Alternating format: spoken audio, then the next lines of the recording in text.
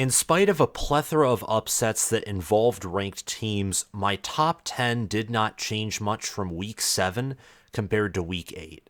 I cannot say the same for my top 25, especially from number 25 to number 15, but from number 15 to number 10, and especially number 10 to number 1, there were little, if any, changes made to this week's top 10, top 15, and most of the changes in the top 10 really are cosmetic. If you want to see my full top 25 list, there will be a rank to my community post that I post weekly discussing my top 25, and I will also type it down below in the comments section and also in the description. Heck, why not? So today, obviously, we're talking about my top 10 teams entering week 8. So before we begin this video, please remember to subscribe as it helps the channel out a lot, and click the notification bell so you won't miss when I post new top 10 videos, college football preview and prediction and reaction and analysis videos.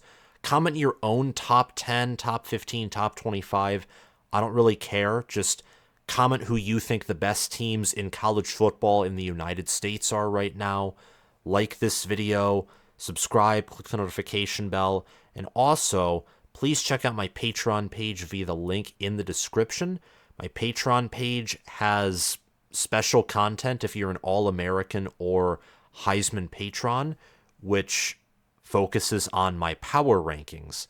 I power rate teams weekly, 1 to 69, because there are 69 Power 5 teams, and my potential power ranking system ranks all Power 5 teams. Hopefully next year I get to rank the group of 5 teams as well.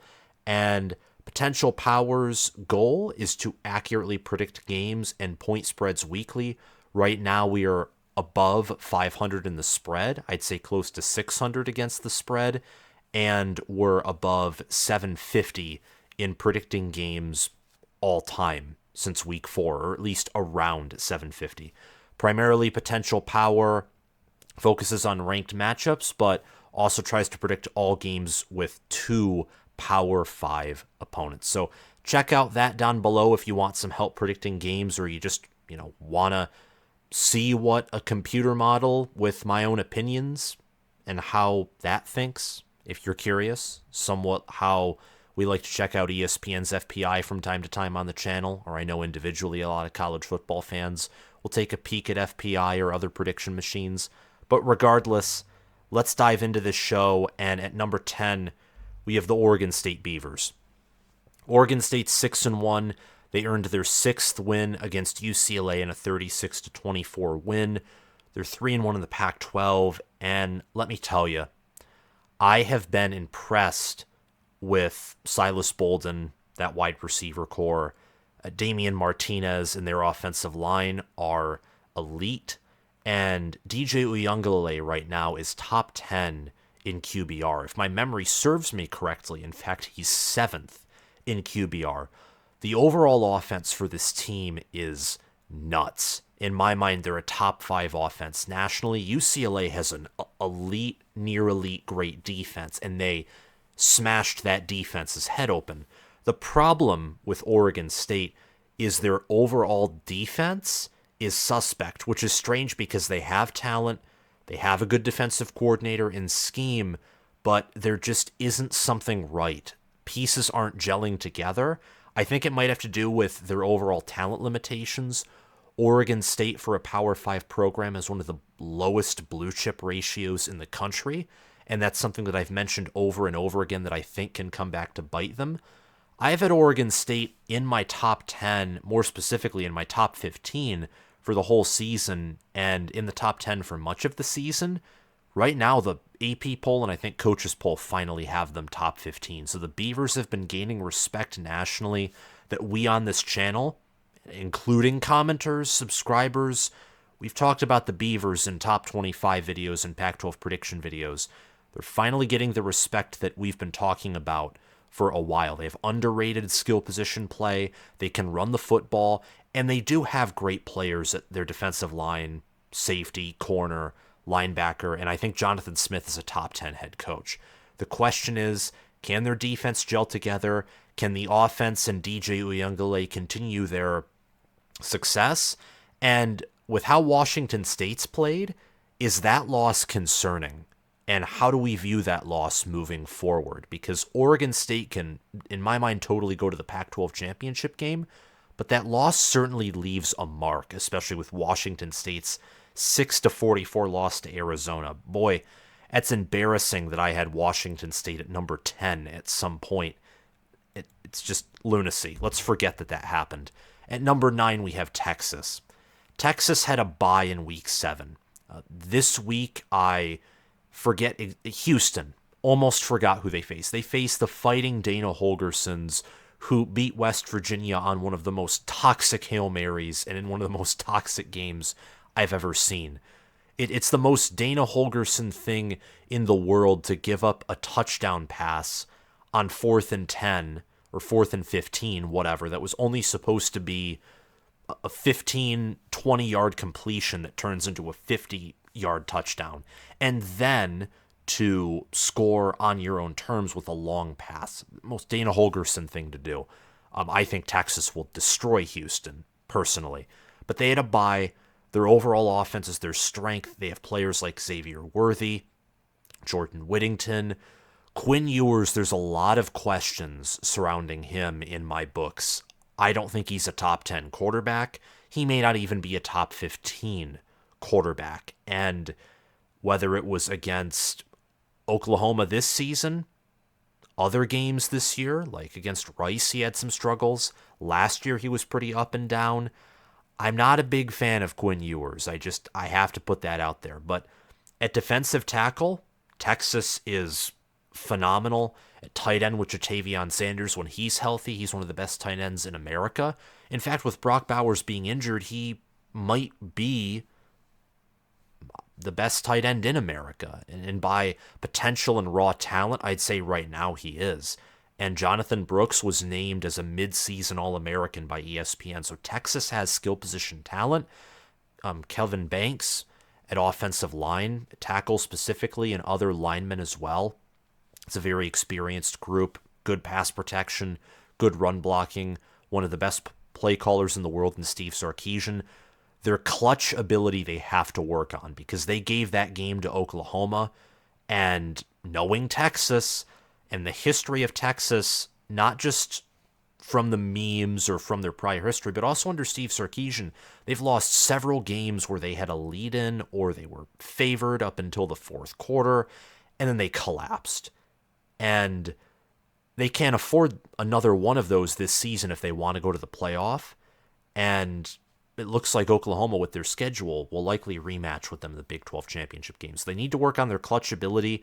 Their red zone offense must improve. Same with their special teams. But Texas, still a top 10 team in my book. And speaking of the team that beat them, number 8 Oklahoma. Much like the JP poll, I'm someone who has my own criticisms of Josh Pate, although I don't think Josh Pate even knows who I am, understandably so. Although I'd love to have him on the show or try and get on his show at some point, that'd be an epic goal of mine. Something that I agree with him a lot, I found myself really being step in step with him on things, is power ratings. Now, his power rating system is just who would be favored over who. I take mine a step further and try and say, well, who would beat who, or who should beat who, based off of the eye test, advanced analytics, what we know, etc. And I want to get better at that, and part of the journey on Patreon, by the way, that I mentioned earlier, is you get to see Potential Power progress, grow, and evolve. But anyway, Potential Power has Texas ahead of Oklahoma. In fact, Potential Power would pick Texas to beat Oklahoma by anywhere from a field goal to a touchdown on neutral field. Before they played each other, it was Texas by about 2 touchdowns. But Oklahoma, with the head-to-head win, is ahead of Texas, and they outplayed Texas as well head-to-head. And with Dylan Gabriel, Jackson Arnold as his backup, with Jalil Farouk, Nick Anderson, with great defensive players, especially at the lines of scrimmage, and a Bill Bedenbaugh offensive line, I like what I see from Oklahoma. Do I think they have the same ceiling as Texas? No. By the way, they were also on a bye in week 7, and they're 6-0, 3-0. Dylan Gabriel, I think, is one of their best players, if not their best player. I think that's the one position Oklahoma is elite at, is quarterback. Everywhere else, from how I understand, they're just great. Maybe near elite, but not elite in my mind. Losing Andrel Anthony at wide receiver hurts, but again, circle back. Jalil Farouk, Nick Anderson, Drake Stoops, they have depth at wide receiver. The run game has to improve if this team wants to reach the college football playoff. Texas, they'd be favored over Oklahoma in a rematch. Potential power, and I think many other power rankings would agree, Texas should beat Oklahoma in a rematch. I personally would pick Texas to beat Oklahoma in a rematch. Oklahoma can prove the world, power rankings, and myself wrong if they get better at running the football. And the more games they play, I think the better Oklahoma will become. Because even though I don't think they have the same high ceiling that maybe Texas does, they're top 10 in total roster talent. So their ceiling is untapped. I think they can be better than what they've showed us so far this season. And they're a pretty darn good football team. That's why they're 8th in my poll. And number 7, we have Florida State. Florida State only moved ahead of Oklahoma really because Oklahoma was on a bye, but more importantly, because Keon Coleman A looked insane with that one-handed ladder catch, with another deep pass catch, and Florida State one-upped North Carolina. North Carolina beat Syracuse 40-something to 10. Florida State 41-3. I mean, they crushed Syracuse. 6-0, 4-0 in the ACC. They had a better game against Syracuse than they've had in a lot of their other games, whether it's against Boston College, Southern Miss, Clemson, Virginia Tech. Florida State looked good. Their running game, I still have questions about, but skill positions, especially wide receiver, I think this is a top 5, top 6, top 7, top 8 wide receiver room. It's certainly above top 10 in skill, in talent, in athleticism, in football IQ, in depth, everything. That's a great wide receiver room. And tight end with Kyle Morlock and Jaheim Bell. Defensive end with Jared Verse. The offensive line, Florida State's offensive line has progressively gotten better, and this has helped their run game. And Jordan Travis is a high upside quarterback. However, I need to see them. I need to see them be tested because LSU defensively looks like dog water. They look like wet dog defensively. And holding Auburn to 18 points doesn't count. If anything, that is not a good defensive performance because Auburn doesn't really have an offense. And Clemson, they have a big test against Miami, and I wouldn't be surprised if Miami beats Clemson. So I think Florida State, to show that they're better than 7th or perhaps even worse than that. I know a lot of power rankings have Florida State even lower than I do. Potential power has Florida State at 7th and 7th, 8th, around there.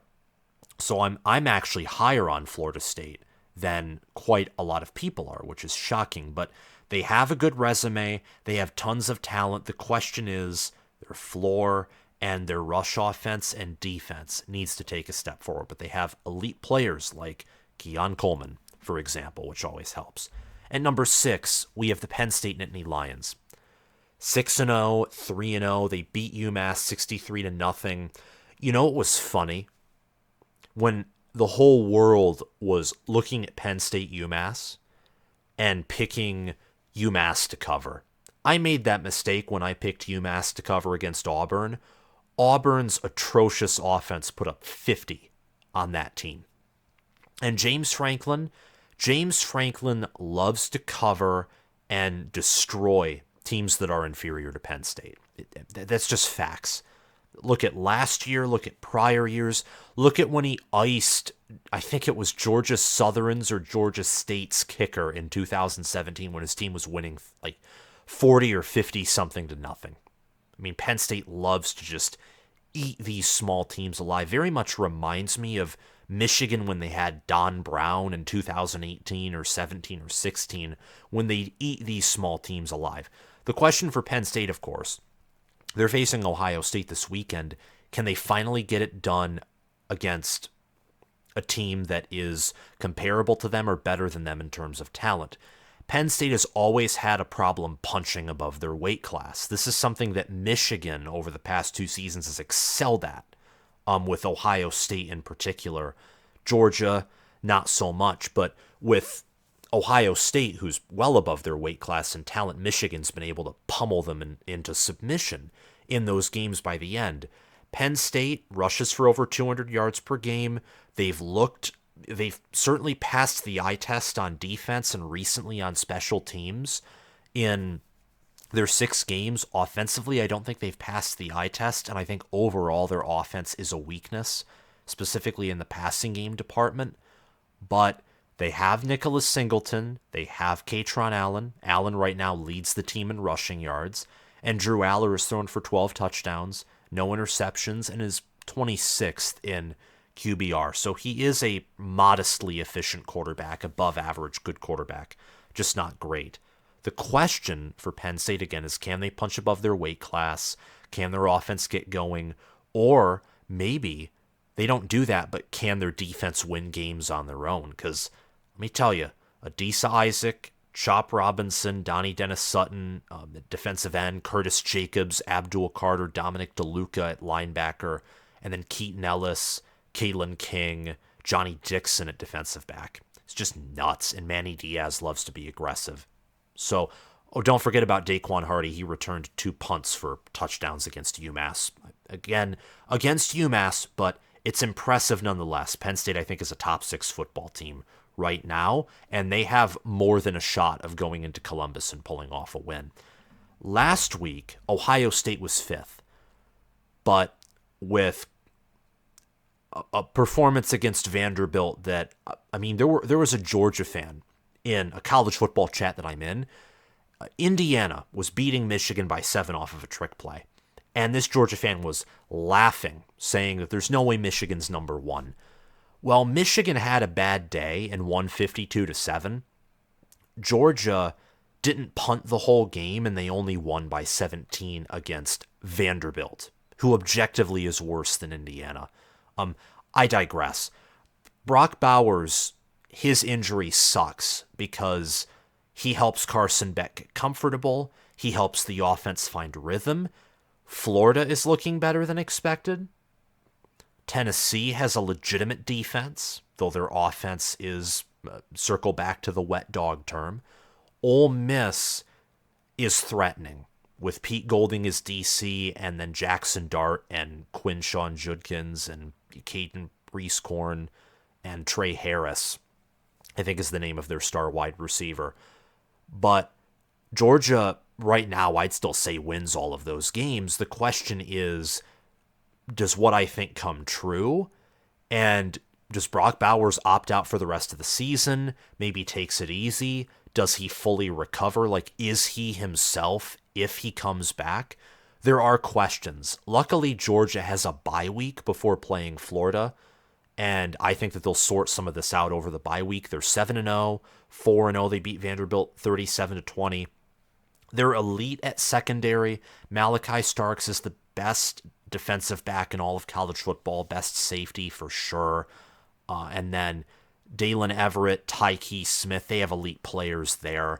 On the offensive line, Cedric Van Pran is the nation's best center. And I still think at tight end, I'm listing them as having elite players because Brock Bowers, in theory, should be able to come back by the SEC championship game or at least the postseason. Georgia will definitely be participating in the postseason. They're already bowl eligible, and I still expect them to be 13-0 or 12-1. But we'll just have to see what the future holds. The injury will hurt Georgia's title hopes, no doubt. And right now, I look at Georgia, and I do think there are 4 teams that have a better shot of winning the title than Georgia does. And I will say, if Penn State played in a division as wide open as Georgia, depending on how Penn State performs this week, I might say that Penn State would have a better chance at that shot. But Penn State is a much tougher schedule. They play 2 top 4 teams in all of college football, in my opinion. Speaking of which, Here's the Ohio State Buckeyes. They moved up because they did exactly what I expected them to do against Purdue. Meanwhile, Georgia, for example, disappointed. Consequently, Ohio State moves up a spot. They're 6-0, 3-0 in the Big Ten. Their overall defense is, I think, one of the best in the country. They crushed Purdue, as I've already mentioned. Marvin Harrison Jr. has, I think, over 600 or just over 600 receiving yards, averaging 19.5 yards per attempt, or not attempt, but reception, pardon me. Travion Henderson, when he's in the running back room, along with Trainum, Williams, Hayden, and Johnson, that's one of the deepest running back rooms in all of college football. Michael Hall, Tyleek Williams, Ty Hamilton, that's an elite defensive tackle room full of potentially 3 NFL players. A corner, Denzel Burke, Jordan Hancock, and then Josh Proctor at free safety, and Tommy Eichenberg and Steel Chambers at linebacker. We talked about Penn State's defense. This Ohio State defense, I think, is better. I do. And offensively, better as well. I think that's more obvious, though, outside of the offensive tackle position, where Penn State is Olu Fashanu, and Ohio State has been almost poetically bad there all season long. The Buckeyes have to figure out the offensive line, speaking of that, because I think the 3 teams ahead of them, this is my thought of what would happen right now. I tend to rank my top 10, top 25 off of resume, what you've done so far in the season. That's why Oklahoma's ahead of Texas.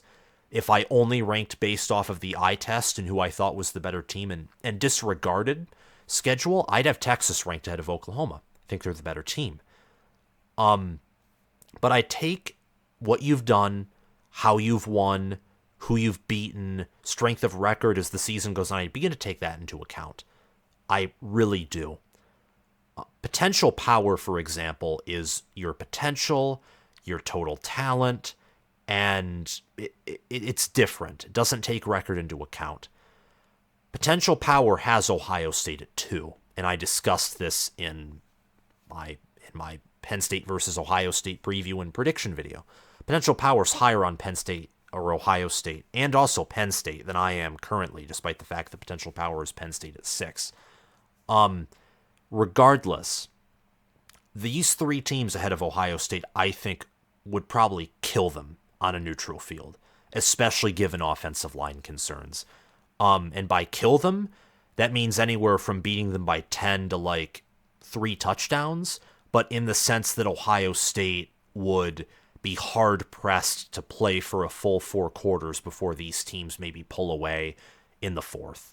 And that's no disrespect to Ohio State, but the offensive line and the run game has to be figured out. And I think the run game will get figured out with Henderson, but these teams don't just have elite offenses, they have elite defenses as well. But Ohio State, depending on what they do against Penn State, can totally climb up this list. And I think Ohio State still has one of the highest ceilings, if not the highest ceiling in all of college football. We just haven't seen them come close to that ceiling yet. Oregon at number 3.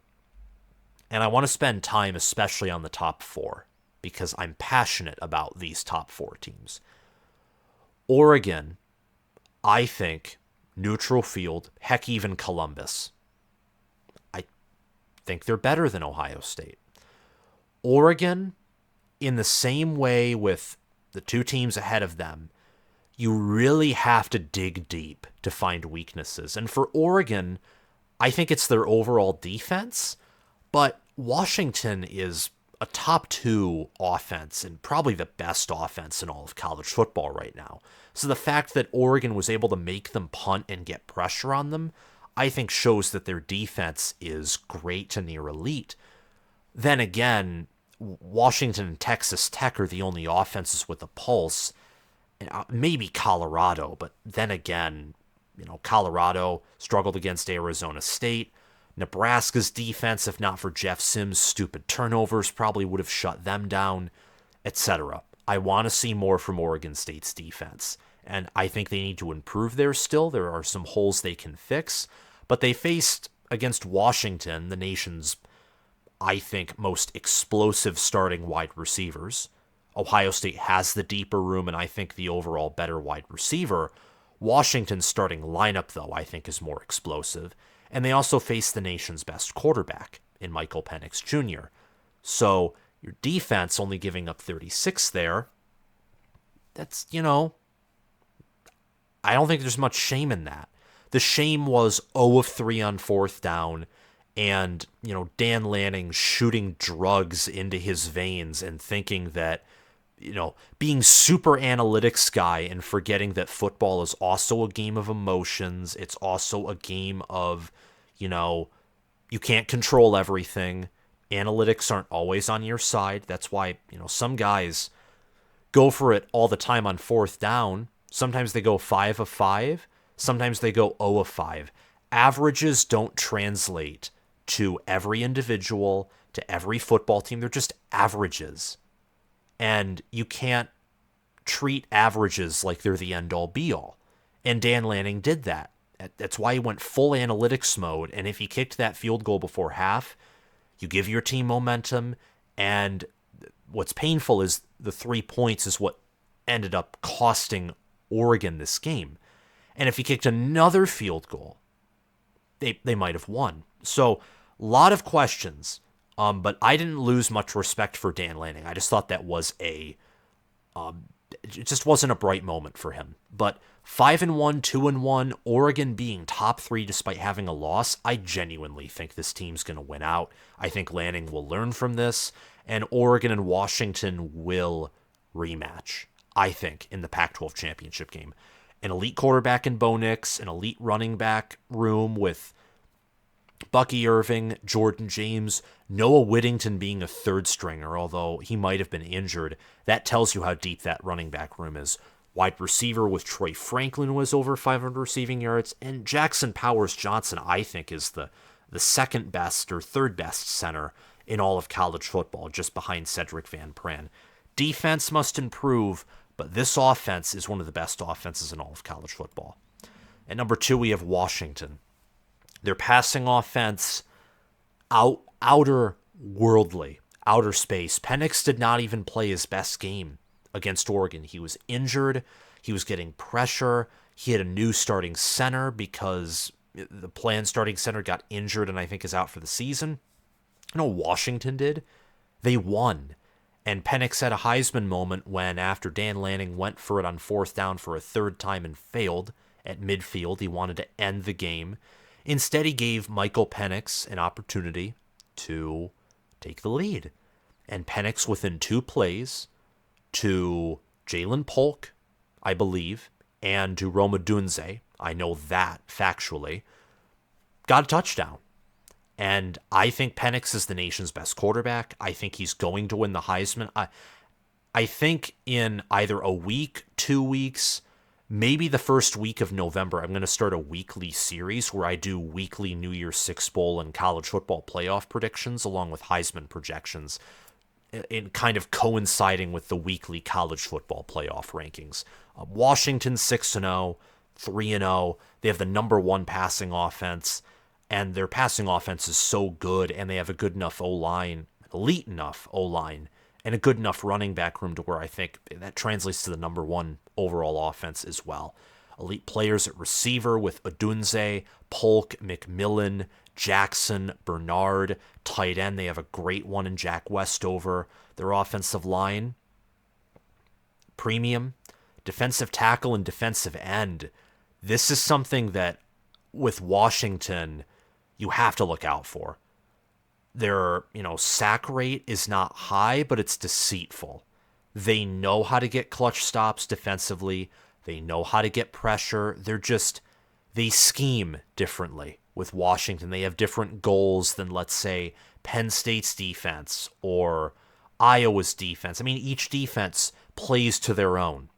They do what they can do. And Washington is one of the best staffs in all of college football.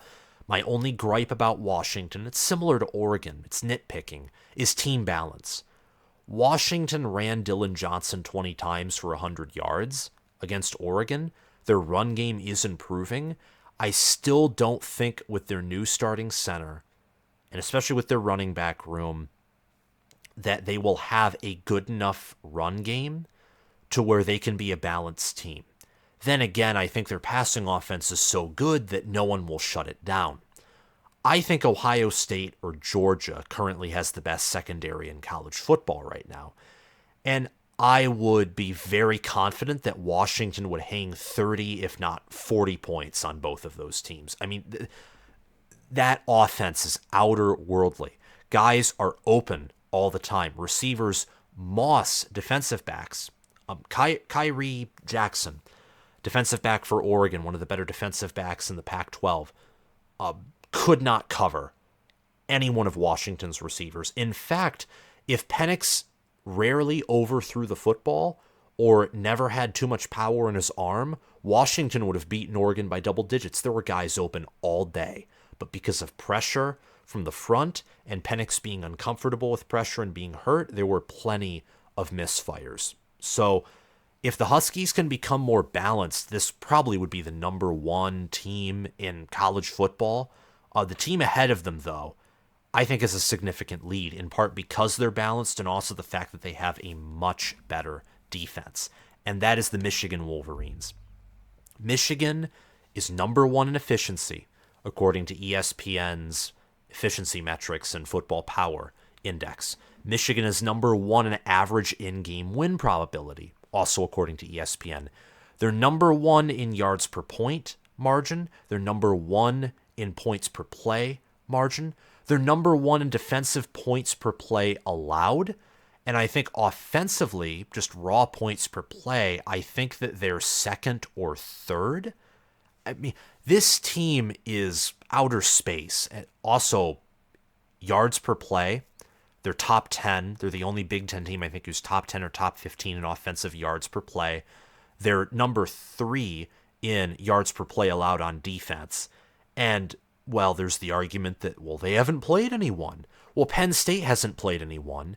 And you look at how Michigan and Penn State perform, and Penn State's a near elite football team. You look at how Penn State and Michigan perform on the eye test, advanced analytics, all that stuff. It's night and day. Michigan is a much better team than Penn State, and I will stand by that. And if I'm wrong, I'm wrong. That opinion could change and probably will change if Penn State waltzes into Columbus and wins, especially if it's convincing. But I'm telling you, they're doing what elite teams do against bad competition. And they're 7-0, they're 4-0. Their stats, in fact, are weighed down by the fact that in their first 3 games, they had some struggles due to Jim Harbaugh not being there as head coach on the sidelines. So Michigan, I think, is still undersold in a lot of power metrics, a lot of power rankings, and also national rankings. They're better than Georgia right now. They're better. They're better than Georgia. And I think they're the number one team in the country. I think if you want to make an argument, I think you could have Ohio State ahead of Michigan because Ohio State has the tougher strength of schedule. They've beaten a Notre Dame team who's power rated top 10 by my power rankings, and they're ranked in my top 15. And they've played Maryland. They, dominated against Purdue despite losing some key players. They're improving. I think that Washington could be ahead of Michigan at that number 1 spot. Oregon, if not for their loss, I think could be number 1. But you could have Oregon ahead of Michigan if you think that Washington's number 1 and then you think Michigan's maybe 3 or 4 and you want to slide in an Oregon, 2 or 3. I could buy that. I just think Michigan is undisputed a top 4 football team. I happen to have them at number 1. They have yet to face a team who can test them. That, along with nitpicking big plays in the secondary, which are still extremely rare, and also nitpicking some issues at offensive tackle, that's it. Similar to Washington, similar to Oregon, you have to nitpick for these 3 teams to find weaknesses. And by the way, all the teams in my top 4, next year, those will all be Big Ten teams. So the Big Ten has been very dormant for the past 2 decades. I think their time to rise and awake is, if not this season, next year and many seasons to come. The Big Ten, I think they have a large opportunity on their hands, and it'd be very foolish of them to waste it. Michigan is elite players with Blake Corum. Donovan Edwards is yet to break out yet, but I think that he will. Colston Loveland is one of the nation's better tight ends. J.J. McCarthy, Roman Wilson, that receiver core, they're great, near elite. I need to see McCarthy play a great team before I list him as an elite quarterback.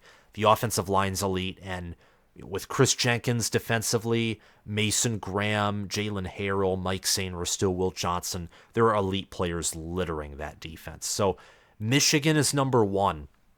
Washington's number 2. Oregon's number 3. Ohio State is 4th. Georgia's 5th. Penn State's 6th. The Seminoles, Florida State are 7. Oklahoma is 8. Texas is 9. And Oregon State is 10. My goodness. I love Jonathan Smith. I love Pac-12 football. I mean, the offenses are just nuts. And Oregon and Washington have great defenses too. It's crazy. So thank you all for watching. I want to give a quick shout out to my patrons, Spencer Bringhurst and Noah DDLC, my All-American patrons, and Will Loftus, Gabriel Calendar, Roaming Gnome, and Matthew Sale, my All-Conference patrons. Check out my Patreon page via the link in the description, and please remember to like this video, subscribe to the channel, click the notification bell, and comment your thoughts down below. Have a fantastic day, guys.